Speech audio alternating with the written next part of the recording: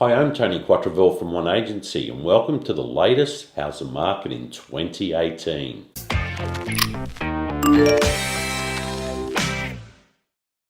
House prices have dropped by their largest yearly fall since the global financial crisis, as a new report warns the amount home buyers can borrow could be slashed by a third if banks are forced to tighten their lending standards after the Royal Commission.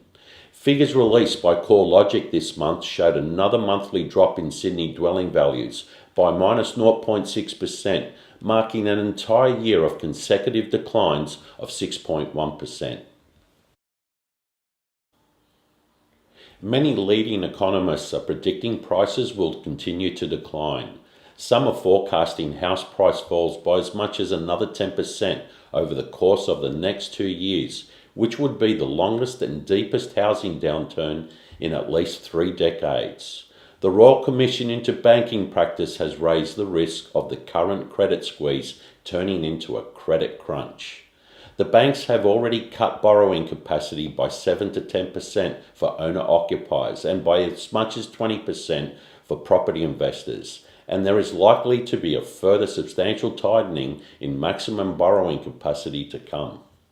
The media is also giving the market a pounding at present, which plays on the minds of many people, especially a recent 60-minute segment last month predicting that property prices were going to experience a 40% decline in value, which was the biggest load of sensationalism and fear-mongering I've ever seen.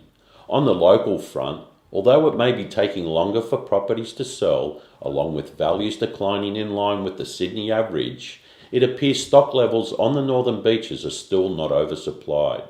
So if a property is priced and marketed correctly, there are still purchasers out there buying. The reasons listings are not oversupplied at the moment is because many sellers are sitting back with a wait-and-see mentality, which may well prove the wrong strategy to adopt. Should the predictions of all of the above in fact play out, it may be a better time to sell now.